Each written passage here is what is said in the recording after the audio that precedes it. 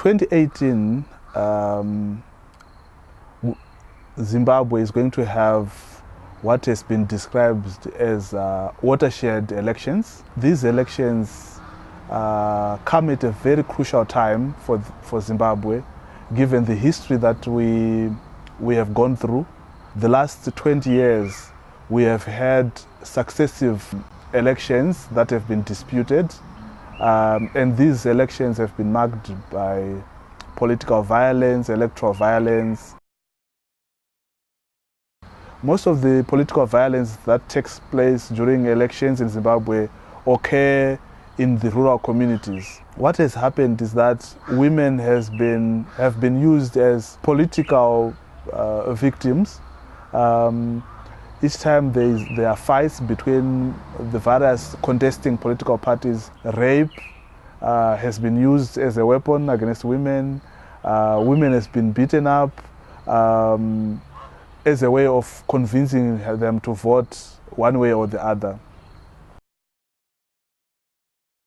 Given what has happened to Zimbabwe, especially the developments last year in November, where we had a military intervention and the departure of Robert Mugabe after 37 years in power, it's a game changer. There is a lot of optimism among Zimbabweans that change is coming.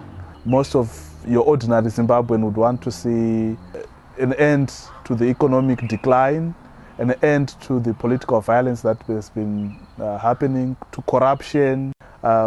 So your ordinary Zimbabwean expects these elections to bring that change.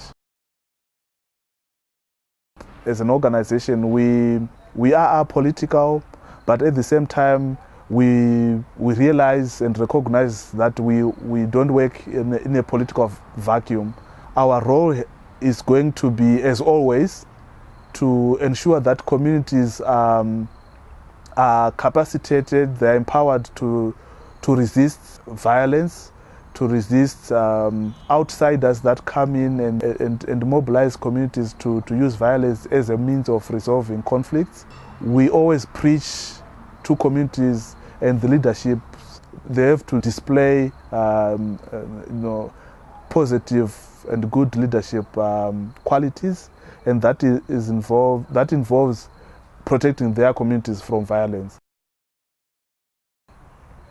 We hope that the government, the new government that is there, will respect all the rights of people, civil and political rights. Our experience and history has always been that whenever we go for elections, the operating environment usually shrinks, and the government usually prevents peace-building organizations from accessing communities. We are happy that the president has been sending out the message that he would want to see free and fair elections. We hope that as a women's organization, we'll continue to have access to communities. We won't be prevented to do our job, hold those who are in positions of authority to account, and that involves being allowed to go about our business, freely without being hindered. We are going to work with women, we are going to work with men to ensure that as we go for elections, there will be peace.